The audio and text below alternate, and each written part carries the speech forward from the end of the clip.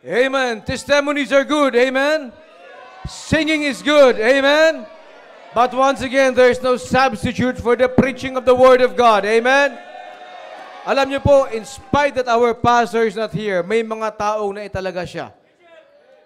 God's promises are true. He can still do a work in you.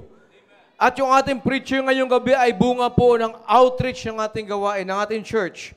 If I'm not mistaken, yung pamilyang ito ay na-save sa bandang Baclaran. One brother is now a mission pastor. Yung isang kapatid ay full-time worker.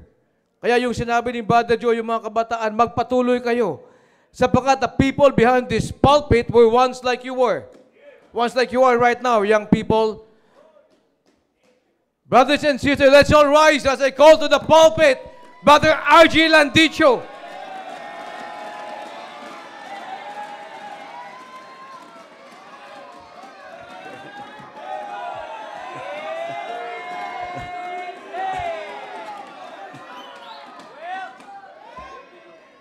Lalo niya lang ako pinapakabay. At muli po, isa po mapagpalang gabi po sa ating lahat. Sir Roy, magandang gabi po, sir. At sa ating pong mahal na pastor, wala man po siya dito. Pero ako po ay nagpapasalamat for giving me the privilege sa muli po na makapaghayag po ng salita ng Diyos. At maraming salamat po, pastor, sa privilege po na makapagbahagi po ng salita po ng Diyos. At muli purihin po ang Panginoon. At tayo po ay muling dinala ng Diyos sa kanya pong bahay-sambahan. At ako po ay naniniwala that God has a purpose kung bakit niya po pinahintulutan na sa gabing ito ay magkasama-sama po tayo. At ang bubuksan natin, ang pag-aaralan po natin ay ang kanya pong salita. Amen! And maging handa po tayo at nawa ang bawat isa po ay excited na po sa mensahe pong mapapakinggan mula po sa ating pong Panginoon. Okay, sige po, tayo po ay manatiling nakatayo. And let's open our Bibles in the book of Ecclesiastes. Ecclesiastes chapter number 2. Ecclesiastes chapter number 2, beginning from verse number 4 down to verse number 11. And after verse number 11, we'll read the last verse, verse number 17. Verse number 4, I made me great works, I builded me houses, I planted me vineyards, I made me gardens and orchards, and I planted trees in them of all kind of fruits. Verse number 6, I made me pools of water therewith, that would bring it forth trees. I got me servants and maidens, and had servants born in my house. Also, I had great possessions of great and small cattle above all that were in Jerusalem before me. I gathered me also silver and gold, and the peculiar treasure of kings and of the provinces. I got me men singers and women singers, and the delight of the sons of men as musical instrument, and that of all sorts. Verse number 9, so I was great and increased more than all that they were before me in Jerusalem. Also my wisdom remained with me. Verse number 10, and whatsoever mine eyes desired, I kept not from them. I withheld not my heart from any joy, for my heart rejoiced in all my labor, and this was my portion of all my labor. Verse number 11, then I looked on all the works that my hands had wrought, and on the labor that I had labored to do. And behold, all was vanity and vexation of spirit, and there was no profit under the sun. Verse number 17. Therefore, I hated life, because the work that is wrought under the sun is grievous unto me. For all is vanity and vexation of spirit. At muli ay salamat sa pagkakataon na nabasa po natin ang salita po ng Diyos. At ang title po natin ngayong gabi is A Meaningless Life. A Meaningless Life. Tayo po yung sandali manalangin. Let's close our eyes and let's bow our heads. Let's pray. Dakila Diyos, sa makapangyarihan po sa lahat. Marami pong salamat sa pagkakataon na ipinagkaloob niyo po sa amin ang muli po na makapag-aral po ng inyo pong salita. Panginoon, pagpalain niyo po ang salita po na maihahayag sa gabing ito. Gamitin niyo po ako, Panginoon, bilang instrumento po, Panginoon. Wala po ako magagawa kung hindi niyo po ako tutulungan. Holy Spirit, O God, please use me. Please guide me. Please give me your message. At kayo po ang patuloy na kumilos po, Panginoon. At ganoon din po sa inyo po mga anak na tatanggap ng pagpapala mula po sa inyo pong salita. Kayo po ang mangusap sa kanila. Please give them the understanding, Panginoon, upang maunawaan po nila ang inyo pong mensahe sa gabing ito. Kayo po ang maitaas, Panginoon. Ano man po nakikita nyo po na karumihan sa aming puso't kaisipan, mga bagay po na pwedeng humadlang sa pagpapalang matatanggap po namin ngayong gabi, patawarin nyo po kami. Gawin nyo po kami karapat-dapat, Panginoon, na tumanggap ng pagpapala mula po sa inyo pong salita. Ito po ang aming dalangin sa pangalan po ni Jesus. Amen. Amen. Please be seated. At muli po ako ay nagpapasalamat sa Panginoon na muli pong may pagkakataon po ako na makapagbahagi po ng salita ng Diyos. Alam niyo po, sa totoo lang, hindi po talaga, hindi po madali maghayag ng salita ng Diyos. Bagamat maraming beses na po ako naghahayag po ng salita po ng Diyos dito po sa pulpit. Pero ang kaba nananatiling nandun. Andun pa rin yung maraming beses ang iinom. Maraming beses kang magsisiya. At alam niyo po, kayo nagpapasalamat na nandyan yung kaba, patunay na hindi biro ang ihahayag na salita po ng Diyos. At patunay na hindi aking mensahe, kasi kung sa akin lang, hindi ako kakabahan. Pero ako'y kinakabahan sa kadahilan ng ito po ay mensahe po ng Diyos. At naniniwala po ko na ang salita po ng Diyos, ito po ang pundasyon. Ito po ang pundasyon ng ating pananampalataya at dapat maging maliwanag po talaga sa atin ang salita po ng Diyos. Amen? Upang may strengthen po ang ating pong pananampalataya. Kanina po, inawit po dito yung let's reach the next generation. At alam niyo po, reaching the next generation, mga kapatid, is not easy, but we can make it. Amen? By the grace of God, kaya po natin. Hindi po madali talaga, mga kapatid. Grabe na po yung henerasyon po ngayon. At grabe na po talaga. Yung isang henerasyon na hindi maayos can create another generation that is not right in the sight of God. Palala ng palala, mga kapatid. At ako'y naniniwala po na wala na pong ibang pag-asa ang ating bansa, wala na pong ibang pag-asa ang mga susunod po na henerasyon, kundi tayo po na kung saan ay nananangan po sa salita ng Diyos. Amen? Tayo po na meron pong pagkakilala po sa Panginoon. And in connection, mga kapatid, sa awitin na yan, pag-uusapan natin is all about family. At ang ating mahal na pastor ay nag-voice message po sa akin. At alam niyo po, na hindi talaga ako, parang hindi ako kontento pag hindi ko mismo narinig sa ating mahal na pastor ang, kumbaga, yung pinaka-topic. At sa kadahilan ng naniniwala po ako ng ating pong pastor ang nakakaalam ng ating kalagayan. Ang ating pong pastor ang totoong nakakaalam ng dapat ipapakain po sa atin. Kaya isa pong privilege po sa akin na maihayag anuman ang nais ng ating mahal na pastor, of course, ng ating Panginoon na maipaabot po sa atin. Amen? At kung nagtataka po kayo bakit yan ang pag-uusapan is all about family, but the title is A Meaningless Life. At yan po ay unti-unti pong magiging maliwanag po sa atin mamaya sa pagpapatuloy po ng ating pong pag-aaral. Okay po, to be honest, ay may binanggit din po si pastor, sabi niya, sabi mo, Brother RG, paano magsisimula o paano ka magsisimula bilang isang batang tatay? Sa totoo lang, hindi pa lumalabas po yung anak ko po. Pero kinukonsider ko na batang tatay po ako o bago po ako sa pagpapamilya at naniniwala po ako as far as experience is concerned, maaring wala pa ako masyadong masasabi. Kumbaga sa kalagayan ko, dapat ay laging makikinig lang ako. But I do believe that the Word of God is far better than our experience, mga kapatid. Than my experience. At naniniwala po ako na magiging blessing po ang salita po ng Diyos sa atin. At may isa pa siyang sinabi, ano ang iyong gagawin o ano ang aking gagawin pag meron na akong pamilya? Naku niyo po, ano ang aking gagawin? Sa totoo lang, matagal ako bago makaisip talaga ng mensahe. Pinagbulay-bulayan ko pa talaga, mga kapatid. Pero salamat na binigyan po ako ng mensahe po ng ating pong Panginoon. Salamat po na ang Diyos ang nagbigay po ng mensahe. At pinili ko po ang buhay po ni Solomon at upang mapagkuhanan po ng ating mensahe sa gabing ito. At sa kadahilan ng sa latter part ng buhay po ni Solomon ay doon po yung pag-decline ng kanyang relasyon po sa Panginoon.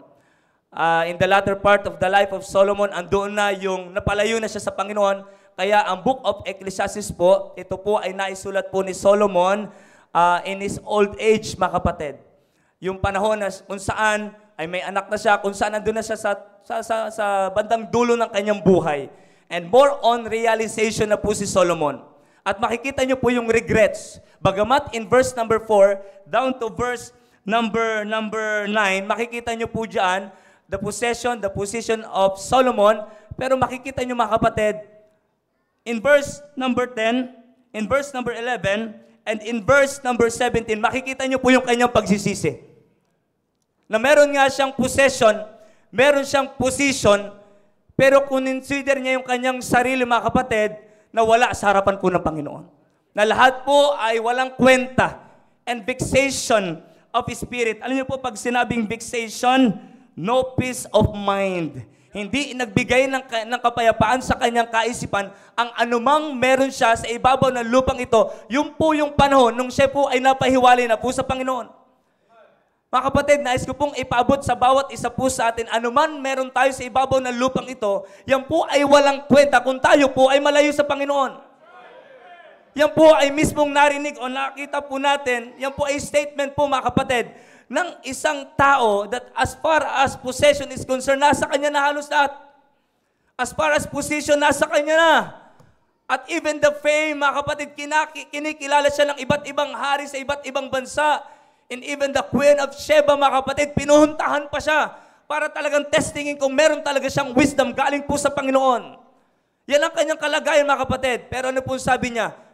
All is vanity and vexation of his spirit, and there is no profit under the sun. Walang kwenta ang lahat.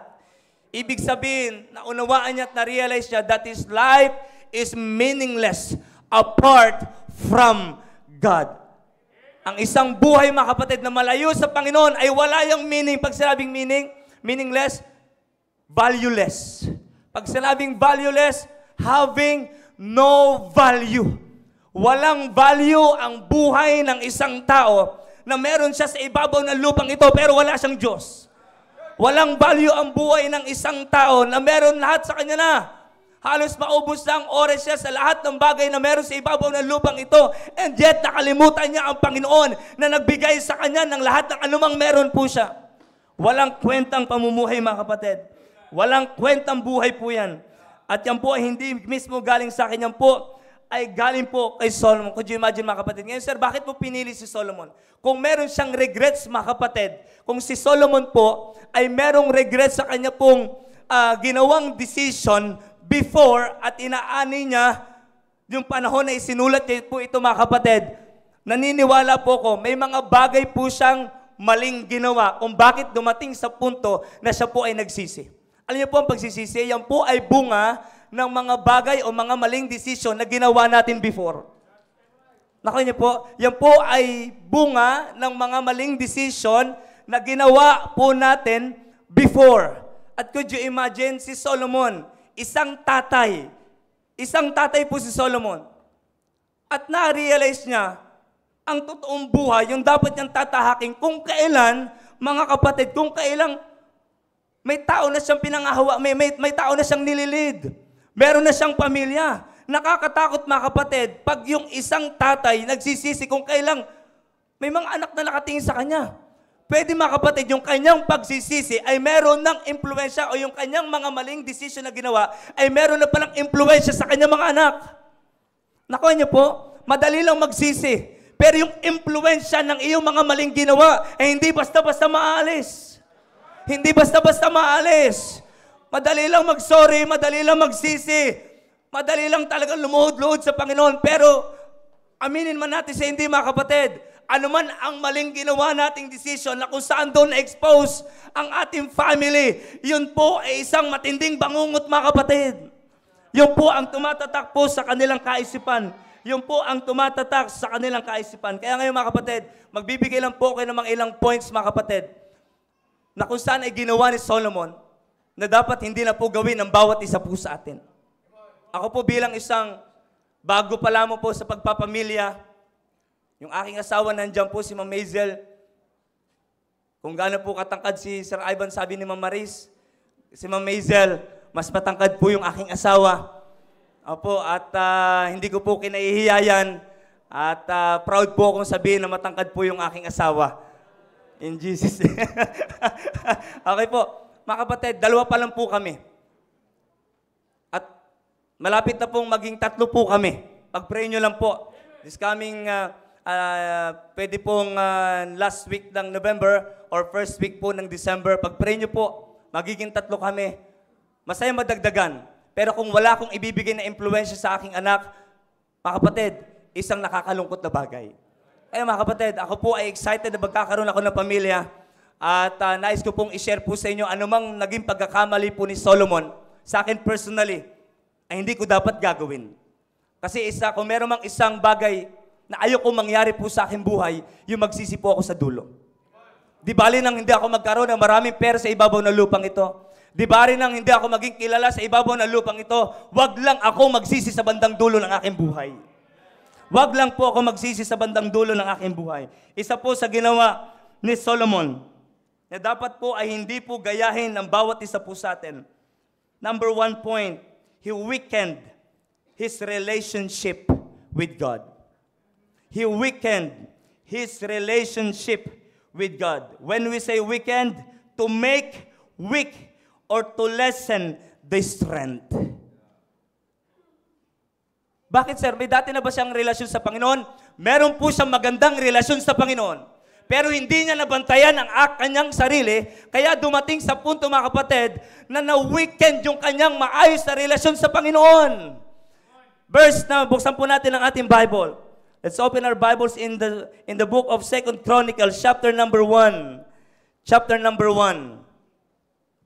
2 Chronicles.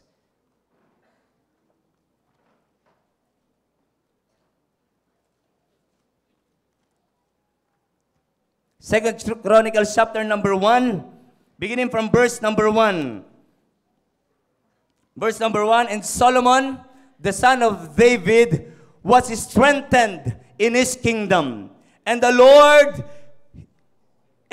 his God was with him, and magnified him exceedingly. Would you imagine? And in verse number 7, and in verse number 6, and Solomon went up thither to the brazen altar before the Lord, which was at the tabernacle of the congregation, and offered 1,000 burnt offering upon it. Ay, kita nyo, because of his good relationship with God, mga kapatid, grabe yung sipag niya as far as paglilingkod sa Panginoon is concerned, mga kapatid. Andoon yung endearment nila ng Panginoon, at every decision na kanyang ginagawa ay lagi, mga kapatid, merong basbas ng Panginoon. Amen? Meron pong basbas ng Panginoon. And in verse number 9, in that night did God appear unto Solomon and said unto him, ask, what shall I give thee? What I shall give thee. Verse number 8.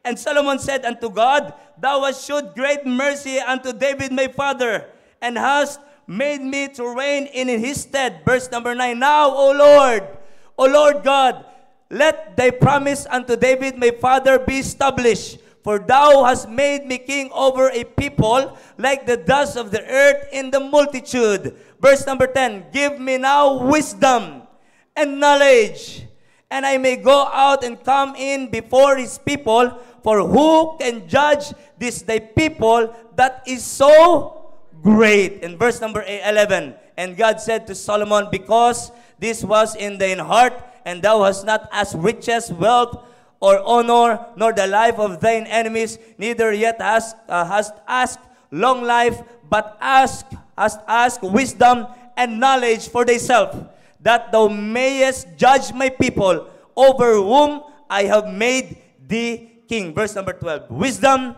and knowledge is granted unto thee, and I will give thee riches and wealth and honor, such as none of the kings have had, such as none of the kings have had that had been before thee, neither shall there any after thee have the like. Verse number 13, then Solomon came from his journey to the high place that was at Gibeon to Jerusalem, from before the tabernacle of the congregation, and reigned over Israel. Nakita niyo po yung kanilang relasyon ng Panginoon?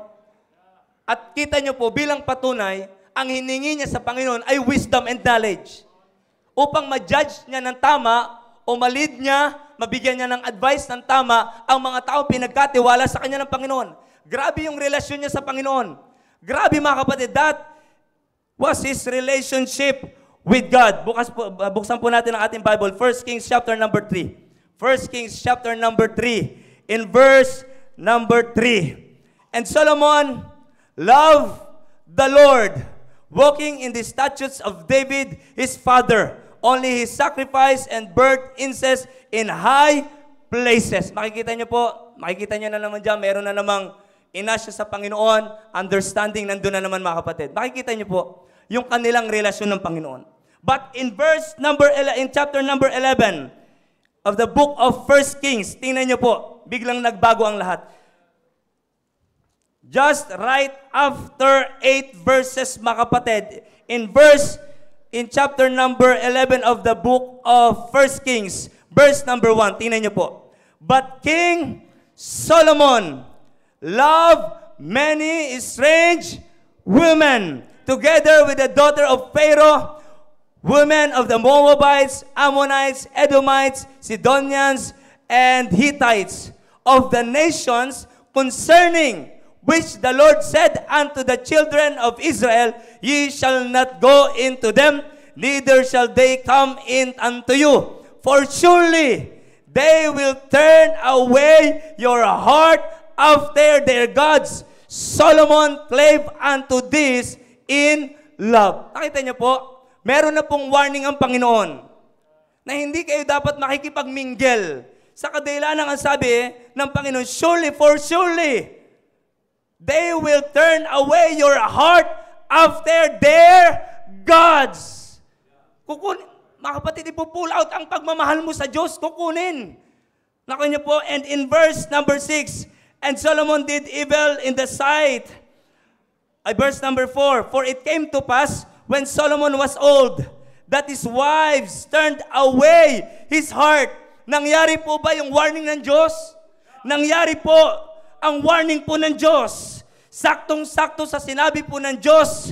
Mga kapatid, saktong-sakto. And his heart was not perfect with the Lord his God, as was the heart of David his father. And in verse number 6, and Solomon did evil in the sight of the Lord, and went not fully after the Lord, and as did David his father. Verse number 9, and the Lord was angry with Solomon, because his heart was turned from the Lord God of Israel, which had appeared unto him twice. Could you imagine? Ilang beses siya nakatanggap ng warning sa Panginoon, pero binaliwala niya. Mga kapatid, nakita niyo po yung relasyon niya dati sa Panginoon. At bilang patunay, ang request niya lahat para sa gawain ng Panginoon. Lahat para sa gawain ng Panginoon. Pero dumating sa punto that he disobeyed God. He disobeyed the instruction of God. At ano po ang nangyari? Napahiwalay po siya sa Panginoon.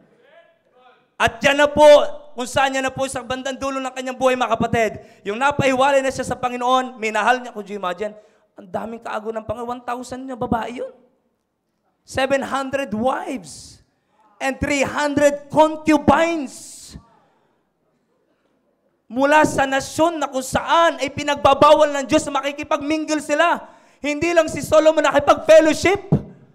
Ay talagang inasawa niya, mga kapatid. Talaga, mga kapatid, matindi po ang ginawa ni Solomon na naging dahilan, mga kapatid, kung bakit na-lessen na yung strength ng pagmamahal nila ng Panginoon. Nagkaroon na po ng problema, mga kapatid. Nagkaroon na po ng malaking problema. Nagkaroon na po ng pag-decline ang buhay po ni Solomon pagdating sa kanyang relasyon po sa Panginoon. Yan po ang nangyari po sa kanya. Eh mga kapatid, could you imagine? Isipin niyo po, tatay po yun. May anak po yun. Naku niyo po, may anak po yun. Mga fathers, nais ko pong ipaabot sa bawat isa po na napakalaki po ng ating responsibility. Napakalaki po ng inyong responsibility. Nagpapasalamat po ako sa mga katatayan na patuloy niyo pong dinadala ang pamilya niyo po sa bahay-sambahan. Na sanabi nga po ni Sir Aubrey, hindi kayo nagkamali sa inyong pinuntahan. Young people, hindi kayo nagkamaling nananatili kayo sa simbahan na ito. Fathers, hindi po kayo nagkamali na dinadala niyo po ang inyo pong pamilya sa loob ng bahay-sambahan sa kadahilanang wala na po silang ibang pag-asa. Fathers, napakalaki po ng responsibility ng bawat isa po sa atin Sa atin po nakasalalay ang buhay ng bawat membro po ng ating pamilya. Kung tayo po ay magkakaproblema po sa Panginoon, there is a possibility na magkakaroon din po sila ng problema po sa Panginoon. Mga kapatid, nakikita lang natin buhay ni Solomon. Pero si Solomon po ay may anak. Si Solomon po ay merong asawa. At kilala niyo po ba yung asawa ni Solomon? Unang asawa niya, si Neema. Na kung saan ay nagbunga na si Rehoboam. Ang pumalit po kay Solomon sa pagiging hari. At mamaya madadaanan po natin ang buhay ni Rehoboam. Makikita niyo po mga kapatid, kung ang isang tatay mga kapatid ay maglalaylo sa kanyang pananampalataya, marami pong maapektuhan. Amen. Marami pong maapektuhan pag ang isang tatay ay naglaylo sa kanyang pananampalataya. Mga kapatid, napakaraming nakasalalay po sa atin. At tayo po ang tinalagaan ng Diyos para po sa ating family. We are to protect our family. Pero ang tanong, paano natin po protektahan ang ating family if we cannot protect ourselves? Kung ang buhay natin, mga kapatid, ay meaningless, walang value, paano tayo makakapag-produce ng isang anak na lalaki na merong value ang kanyang buhay? Nag-uumpisa lahat, mga kapatid, sa tatay. Nag-uumpisa po lahat sa tatay. Dapat maunawaan po ng bawat isa po sa atin na napakalaki po ng responsibility ng isang tatay. In Mark chapter number 3, verse number 27, coming from the very mouth of the Lord Jesus Christ, mga kapatid. In Mark chapter number 3, verse number 27, no man can enter into a strong man's house and spoil his goods, except he will first bind the strong man, and then he will spoil his house. Alam niyo pong spoil dyan? Alam niyo pong ibig sabihin spoil dyan? To damage seriously, to ruin, or to lose valuable or useful quality. Nakikita niyo po, no man can enter into a strong man's house and spoil his goods, except he will first bind the strong man. Juniors tuloy. Fathers, akala ko nasa junior church pa ako. Fathers, napakalaki po ng ating responsibility. Pag tayo po ay nabind ng sistema ng mundong ito, mga kapatid, bubugbugin na sistema ng mundong ito ang ating family. Kung tayo po ang unang-una mag-give in, mga kapatid, sa temptation, mag-give in sa problema, mga kapatid, kawawa ang family po natin. Amen. Sino pa ang sasalba sa kanila? Walang ibang merong responsible, mga kapatid, sa family, kundi ang isang tatay. Pag ang isang tatay, mga kapatid, na paglaruan na ng dyablo, very possible na mapaglaruan ng dyablo ang buhay ng bawat anak, bawat ina ng tahanan, mga kapatid, sa kadahilanan sa atin po nakadepende. Kaya mga kapatid, wag po natin gayahin ang ginawa ni Solomon. He weakened his relationship with God. Kung meron man tayong gagawin, patibayin natin ang patibayin ng ating relasyon sa Panginoon. Amen. Let's strengthen our good relationship with God, mga kapatid, sa anumang kapamaraanan. Pag sumikapan natin na tumibay tayo sa ating pananampalataya. Sa kadahilan naman kung gaano kataas ang ating pananampalataya, diyan nakabase po ang ating mga desisyon. Mga kapatid, yung bata, ako po, sabi ko nga po, yung anak ko po, hindi ko po anak si Ma'am Hazel. Yung pinagdadalang tao po ni Ma'am Hazel, lalaki po yan. And foolishness is bound in the heart of a child. At habang lumalaki yan, palala ang problema niya. Problema niyan, una, make peace lang, patakbo-takbo sa'yo. Pag naging ano na yan, maaring pag naging juniors na yan, aba, nandiyan na, nagsisinungaling na yan. Pag yan, mga kapatid, ay naging, sa team focus, teenager na yan, 13 pataas, mga kapatid, makikita nyo, may crush na yan. Totoo, mamumroblema ka ba dyan? Sabi nga ni Pastor, habang binubuhat niya si LG, kakatuwa-tuwa, pero wag lang may in love. Totoo po yan. Mga kapatid, palala ng palala. Kaya isipin niyo po, yung foolishness, mga kapatid, samahan pa ng exposure ng ating ng mga bata, samahan pa ng exposure, parang ginagatungan lumalala na lumalala. At kung ang ating pananampalataya ang ating relasyon sa Panginoon, pababa pa. Ano nang pag-asa nila? Dapat habang lumalaki ang responsibility po natin, habang lumalaki po ang bata, lalong lumalaki po ang pananampalataya natin sa Panginoon. Alam niyo po kung saan ang problema? Alam mo saan ang problema po ni Solomon? Yung una, maayos pa siya sa Panginoon. Pero kung kailan lumaki naman ang kanyang mga anak, doon niya naman pinababa ang kanyang pananampalataya sa Panginoon. Kaya anong dulo pagsisisi? Could you imagine? Patindi na patindi. It's getting worse, mga kapatid. Worse and worse, mga kapatid. And yet, tayo maglalaylo. Talagang lalapain ng diablo ang ating pamilya. Kaya mga kapatid, minsan nagtataka tayo, baka minsan na-upid pa tayo sa ating pastor. Bakit yung pastor pag nag-preach parang laging galit? Bakit yung pastor niya pag nag-preach parang lagi akong pinapatamaan, mga kapatid? Kailangan natin ng hard preaching upang tayo ay tumibay sa ating pananampalataya. Hindi, mga kapatid, hindi pwedeng habang buhay gatas tayo dito. Hindi habang buhay magagatas tayo. Nakakalungkot, pangit naman, 40 years old na, nagagatas pa rin, hindi na nakakatuwa, mga kapatid. Eh mga kapatid, habang lumalaki yung pamilya, alam niyo po ba, habang dumadami ang membro ng pamilya, mas lalo dapat pinatitibay ang matinding relasyon sa Panginoon. Bakit hindi biro po yan, mga kapatid? Pag ikay mahina, hindi pwedeng kung ano lang gusto ng anak mo, yun lang. Hindi pwedeng pag may ginawang mali, parang hindi mo papansinin. Bigyan talaga lahat ng bigat, mga kapatid. Nakaraan, hindi ko na sana planong sabihin po ito, pero nakaraan, bago ako umakyat sa taas, papunta na ako sa kwarto po, at may sumalubong sa akin, sir, may gato, ginawa si gato. Anong ginawa? Gato. Ibig sabihin, nag-disrespect. Okay. Sabi ko, hindi talaga ako bumaba ako. Pinatawag ko yung concern. At kinausap ko po, wag po kayo mag-alala, hindi po ako nanununtok. Okay po, dati po yun. Kinausap ko po, alam po, sabi ko sa isa, yung habang pinag-exercise ko siya kasi parang inaantok pa eh. Pinag-exercise ko habang kada tapos sa kanya exercise, kinakausap ko. Taniman ng taniman. Kasi, mga kapatid, sabi ko nga sa binastos niya, sabi ko, Brad, dapat pag ganun sasabihin mo rin. Kasi tingnan mo, ang feeling, iniwan mo lang kasi ayaw magpasakop sa'yo, iniwan mo lang. Ano tuloy ang tingin niya? Baka kala niya tama siya. Nakuha niyo po yun? Mga kapatid, minsan pag pinabayaan natin, yung maling ginagawa ng ating mga anak, kala nila tama yun.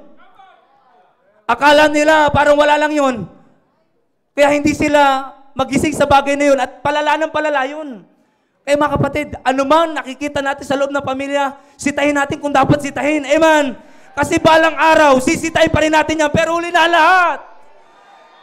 Balang araw, mga kapatid, makikialam pa rin naman tayo sa ating pamilya, pero huli na ang lahat. Mas malaki na sila sa atin. Mas may kinikita na sila sa atin. Pero kung bata pa lang, natrain talaga yan, talagang pinagtyagaan talaga. Meron talaga mga kapatid, nangangailangan talaga sila ng isang tatay na matapang. Isang tatay na kung saan strong pagdating sa relasyon sa Panginoon. Isang tatay na handang mag-correct, handang magturo, handang magtyaga sa kanyang anak. Amen! Palala ng palala yan, and then pag yung tatay palamya ng palamya, wala, sira ang buhay. For sure, sira po ang buhay ng batang yan. Kaya mga kapatid, sana maunawaan po natin. Yan ang isa sa ginawa ni Solomon. He weakened his relationship with God. Anong dapat natin gagawin? Let's strengthen our good relationship with God. Amen! Amen! Dapat lagi tayong excited every time na pupunta tayo sa church. Because that's the time na muli tayong marirecharge. That's the time na muli po tayo magkakaroon ng lakas ng loob to stand for what is right. Amen! Wala nang ibang magpapalakas, mga kapatid, sa atin. Ano pa ang pwedeng magpalakas sa atin? Maliban sa salita ng Diyos. Karamihan ng binibigay ng mundong ito, pinapalakas tayong magrebelde sa Panginoon. Walang ibang nagbibigay ng lakas po sa atin para sumunod sa Panginoon, kundi ang salita ng Diyos. Ito lang, salita ng Diyos, mga kapatid, ang pag-asa natin. Kaya bilis na po, mga tatay, kung tatama rin pa po tayo pumunta sa church, Kung tatamarin pa po tayo makinig ng salita ng Diyos, and yet sasabihin natin, mahal ko ang family ko. Yes, mahal mo ang family mo. Pero wala kang magagawa sa family mo. Pero kung mahal mo ng family mo, and you have the courage na pakialaman ng buhay nila, may mangyayari.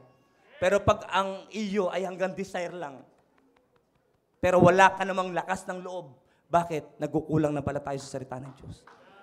Amen! Nagkukulang na po tayo sa salita ng Diyos. Number 2. He weakened his relationship with God. Dapat gagawin natin, let's strengthen our good relationship with God. And number 2, he brought confusion to his family. Nagdala siya, mga kapatid, ng confusion sa kanyang family. At ano po ang aking personal, ano po ang aking gagawin?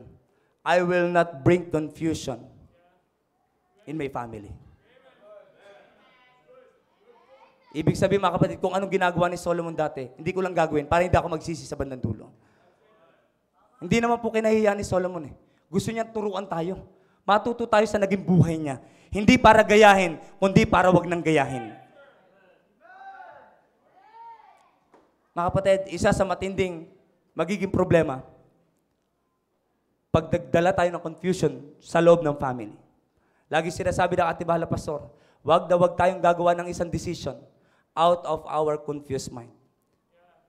If we are confused, don't make a decision. Ayusin muna ang lahat. Siguraduhin muna. Could you imagine, pag nakita ng mga bata na gumawa ka ng decision out of your confused mind, bako confused din yan. Amen. Dapat magkaroon tayo ng fixed na decision para po sa Panginoon. Magkaroon tayo ng fixed na decision para sa Panginoon. Ecclesiastes chapter number 2. Buksan po natin. Tingnan po natin. Ecclesiastes chapter number 2. Beginning from verse number 17. Down to verse number 24. Pero dito lang muna po tayo sa verse number 8. Elaborate ko lang po. Verse number 17. Therefore I hated life, because the work that is wrought under the sun is grievous unto me. For all is vanity and vexation of what? His spirit. Verse number 18. Yea, I hated all my labor which I had taken under the sun. Alam niyo po kung bakit? Because I should leave it unto the man that shall be after me. Sigurado na siya, mga kapatid, na meron siya pag-iiwanan. Pero ang hindi niya sigurado, verse 19, and who knoweth whether he shall be a wise man or a fool. Sigurado niya, mabibigyan niya ng pera yun. Yung anumang meron siya, may bibigyan niya sigurado sa susunod sa kanya. Pero isang hindi niya sigurado. Isa lang hindi niya sigurado kung ano ang karakter na magiging anak ko. Alam niyo kung bakit maging siya confused? Alam niyo kung bakit para nag-aalangan siya?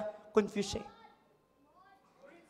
Alam niyang maliwanag sa kanyang kaisipan, hindi lahat ng pinakita niya sa kanyang anak ay maayos sa harapan ng Diyos. Pinakita niya ito, and nung una pinakita niya sa anak niya, yung tatay ko hingi ng wisdom sa Panginoon. Yung tatay ko ganito, puro altar, inaasikaso. Could you imagine? Ilang 1,000 offering, mga kapatid, matrabaho yun, ha?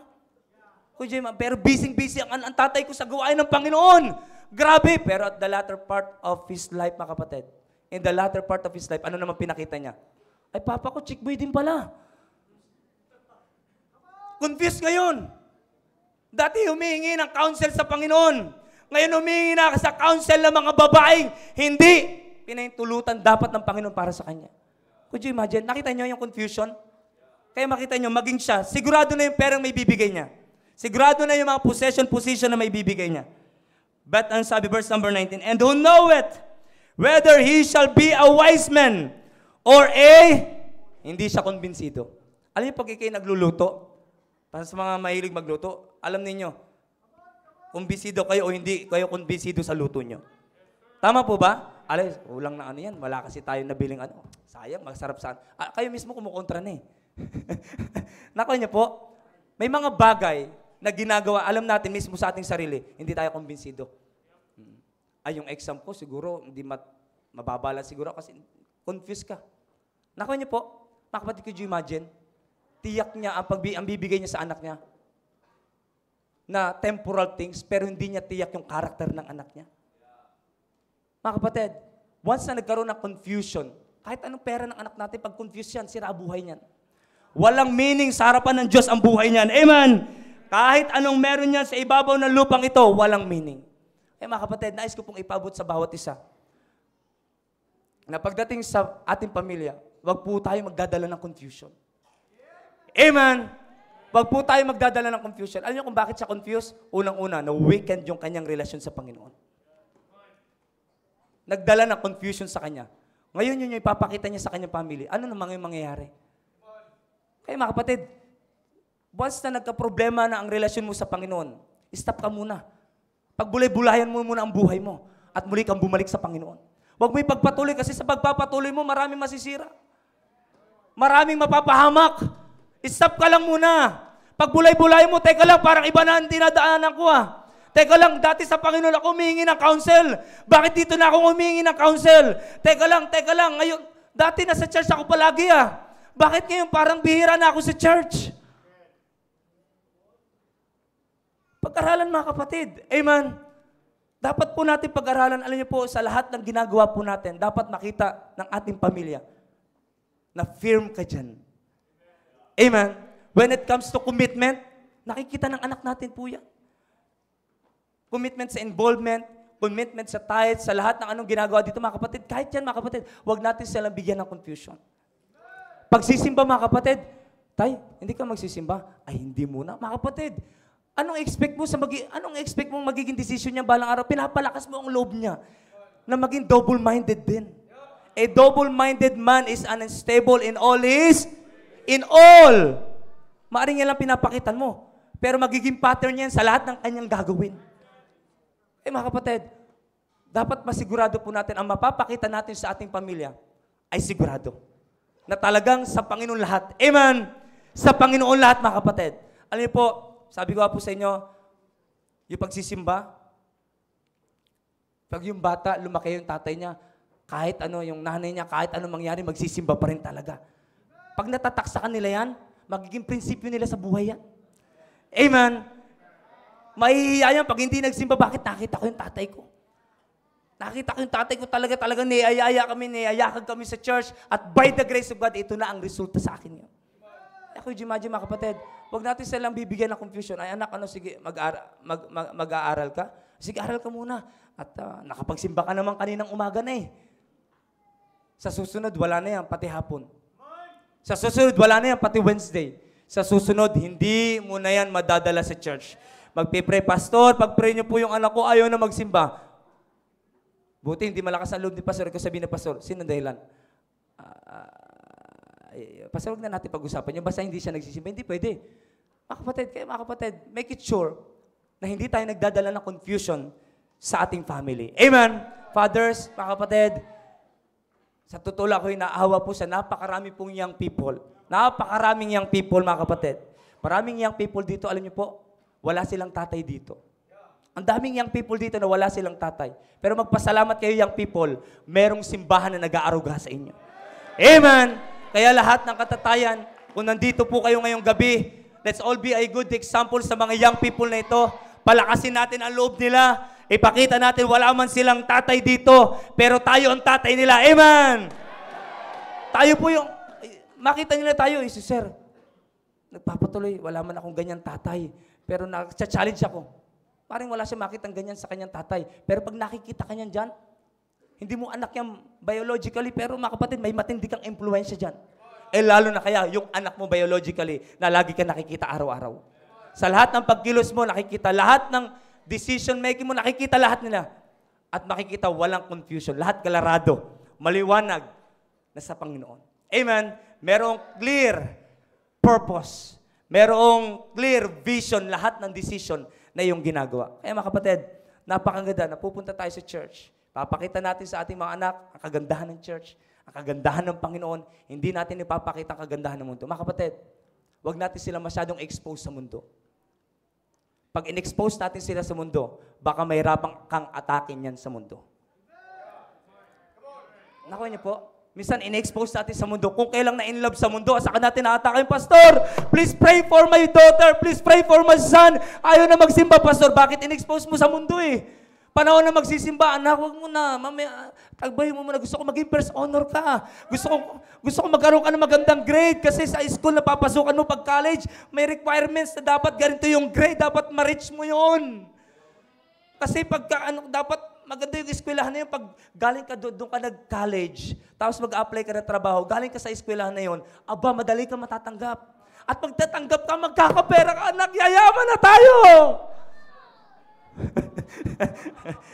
Maging alas naman tayo.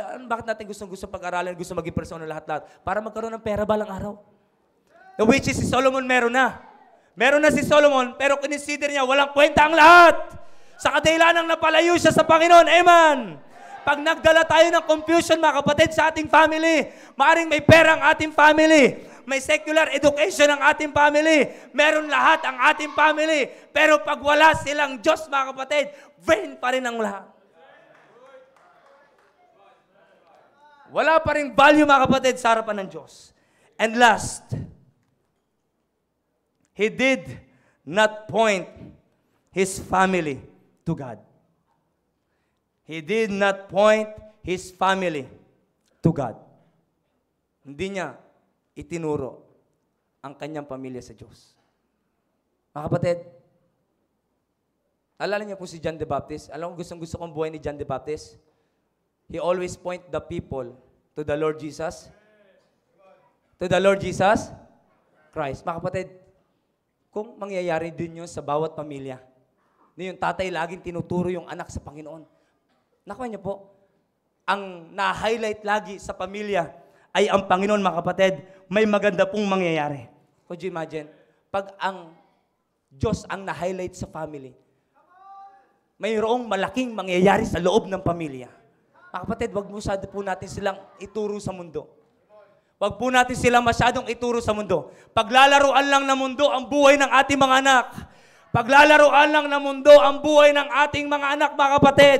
Huwag natin papahintulutan na babasurahin lang ng mundo ang buhay ng ating mga anak. Don't allow this present wicked world, mga kapatid, to make the life of our children meaningless, valueless, mga kapatid. Yung walang value, mga kapatid, anak ng Diyos. Anak ng Diyos ang anak mo. Huwag mo pahintulutan na paglaruan ng anak ng dyablo. Naku niyo po, ay mga kapatid, nais ko pong ipaabot sa bawat isa po sa atin na kung meron man tayong i-expose sa ating anak, walang iba kundi ang Diyos. Amen. Pag ang Diyos ang nakita ng ating mga anak, mga kapatid, kailanman hindi mapapaamak ang kanilang buhay. Amen. Mga kapatid, huwag natin pahintulutan, masyado sila ma-expose sa gadgets, masyado sila ma-expose sa mga bagay, mga kapatid, sa ibabaw ng lupang ito. Because this world doesn't care about your children. Walang pakialam. Pag nasira ng anak mo, iiwan niyang luhaan. Tingnan niyo po si Solomon. Sa bandang dulo na ng kanyang buhay, iniwan siya ng anumang minahal niya ng luhaan. Kaya puro siya pagsisisi, mga kapatid. Bakit na-enjoy niya lahat? Yes, na-enjoy niya. Pero bandang dulo nagsisi siya, mga kapatid. Bakit meron siyang maling dinikitan?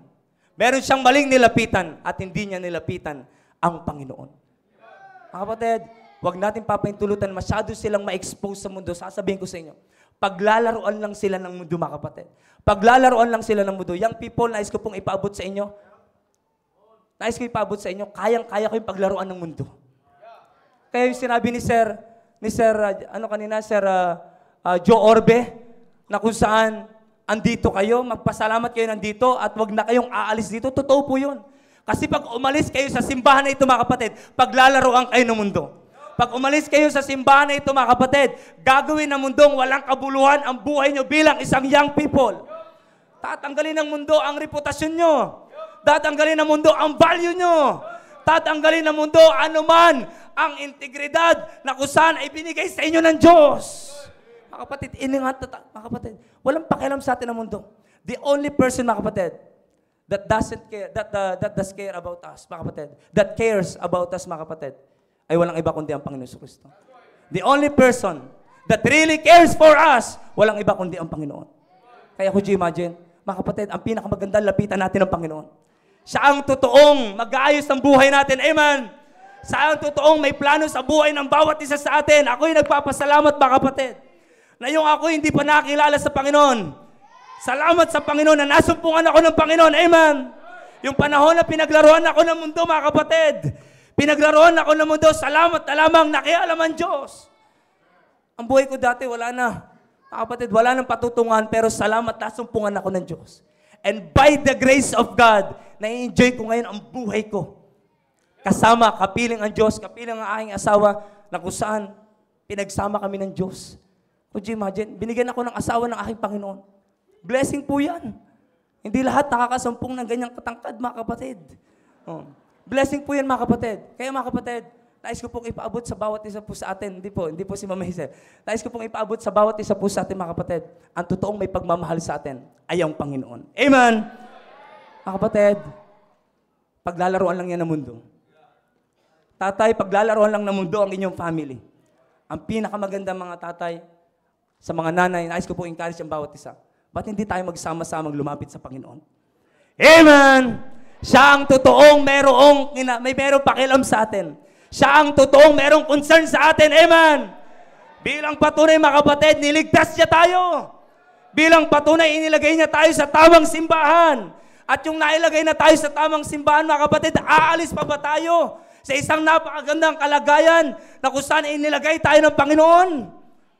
Huwag na tayong aalis dito, mga kapatid. Maaring minsan masakit yung preaching. Alam niyo po, si pastor, siya po yung under shepherd natin. Minsan masakit yung preaching. Minsan masakit pag nag-counsel siya, masakit, mga kapatid. Pero mga kapatid, bilang isang pastor, trabaho niya. Alam niyo yung isang pastor, meron po yung staff at meron po yung rod. Yung rod po yung pamalo sa mga manlalapa. And then yung staff, yung po yung panghatak sa kanya kung sakaling may mali na siyang landas sa tinatahak. Mga kapatid, minsan masakit pag hinatak ka. Pero mas masakit pag nalaglag ka. Amen! Kaya magpasalamat tayo, mga kapatid, kung merong men of God na nakikialam sa atin. Magpasalamat po tayo kung merong simbahan na nakikialam po sa buhay po ng bawat isa po sa atin. Kaya mga kapatid, magpasalamat po tayo na meron po tayong Diyos. Alam po sa naging problema po ni Solomon. Isa po sa naging problema po ni Solomon, mga kapatid, ay yung hindi niya po itinuro ang kanyang anak sa Panginoon. Hindi niya tinuro ang kanyang family sa Panginoon. At masyado niyang in-expose ang kanyang family sa anumang meron siya. Takot niyo po? Kaya mismo siya nagugulan, ano ba yung anak ko, full ba to o wise? Kasi alam niya, hindi sigurado yung pinakita niya sa kanyang anak. Mga kapatid, kung meron mang isang tayong dapat may papamana sa ating mga anak, sa inyo po mga anak, mga tatay po, ay yung magandang character. Amen? Na bunga ng impluensya po ng atin pong Panginoon. Alam niyo po si Rehoboam, ano po nangyari kay Rehoboam? Nang humingi siya ng counsel, saan po? Sa mga young people. Sa halip na humingi siya ng counsel sa mga elders, humingi siya ng counsel sa mga young people. Hindi niya alam, confused din siya kung saan siya hihingi. Humingi lang siya sa young people. Nagkaroon ng problema. Yung United Kingdom of Israel, nagkaroon ng problema. Bakit? Sa maling decision din ni Rehoboam, na impluensya ng maling decision ni Solomon. Kaya pag mali ang tatay, mga kapatid, sunod-sunod na yan.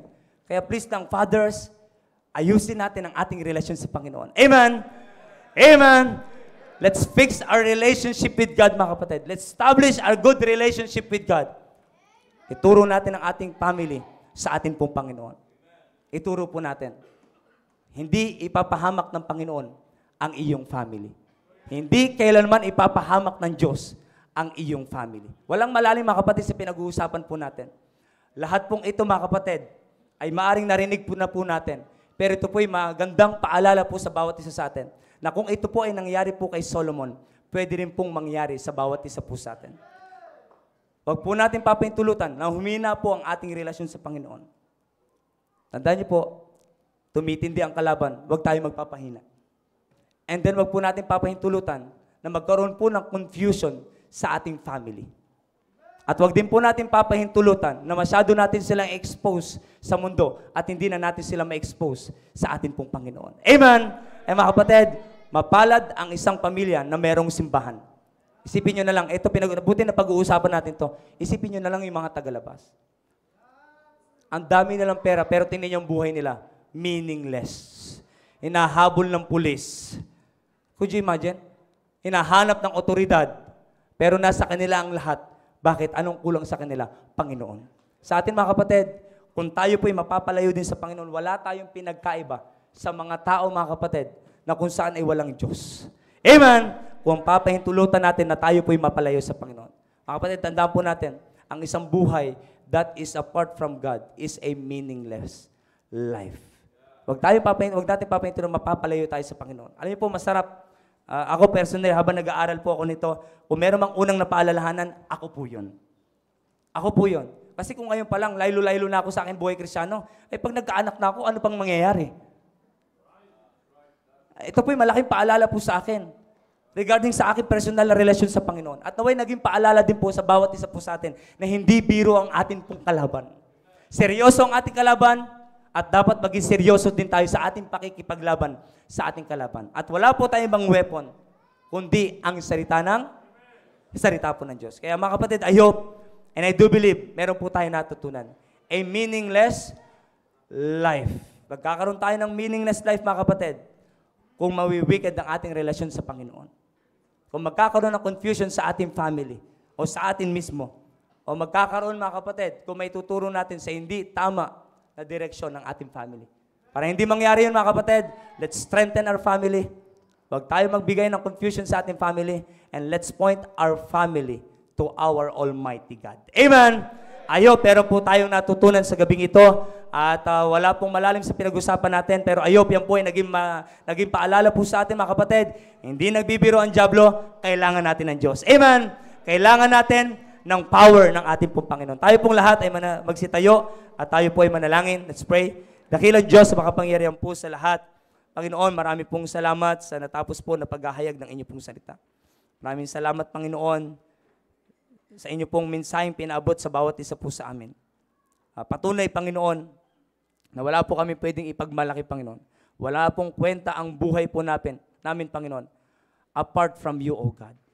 Salamat, Panginoon, for your influence through our pastor, through this church, Panginoon, na patuloy na nag-strengthen ang aming pananampalataya ng aming pong relasyon sa inyo. Maraming salamat sa inyo pong ginawa sa gabing ito, Panginoon. Patawad po sa mga kasalanang nagawa. In Jesus' name we pray. Amen.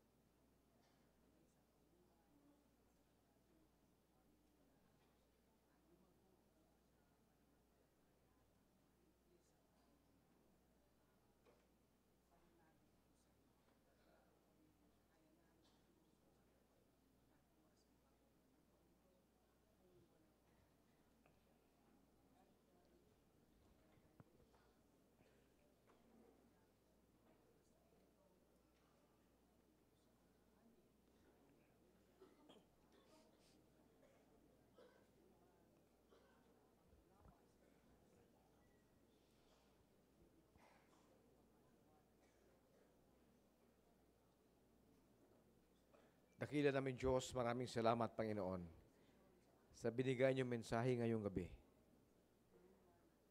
Thank you, Lord, for using Brother RG. Maraming salamat, dakilang Ama, sa katotohanan, Lord, for the truthfulness of your word, na siyang nagbubuo ng mga pamilya, na siyang nagbabalik sa mga pamilyang nagkakahiwalay. Na siya nagbibigay ng pag-asa sa mga anak na wala ng mga magulang. Thank you, Lord, for your word. This is our shield, Lord God, against the wiles of the devil. To protect the family, to protect the fathers, the mothers, the children. Lord God, you look at your people, Lord, approaching you in prayer. Families, fathers, mothers, children, individuals, Lord God, couples. Oh Lord, hear their prayers, Father. Maraming salamat, Panginoon, that we have this church to go to be our shield, Lord. Maraming salamat sa paggamit kay Brother RG tonight. Be glorified, Heavenly Father. Whatever glory, whatever praise, Panginoon, ang napupunta po sa amin. Help us to realize, Lord, that this is not because of our own doing, but this is our offering to you. Habang ang bawat tatay, Panginoon, ay nanalangin for your safety and protection for their families. Help the fathers, help the husbands to realize, Lord, we can do nothing apart from Thee. Thank you, Heavenly Father. Be glorified, Lord, in our lives. We love you, Lord. Keep us all safe and cleanse us, Father, from all of our sins. All this I ask in Jesus' mighty name. Amen. Amen and amen. Amen. Great message.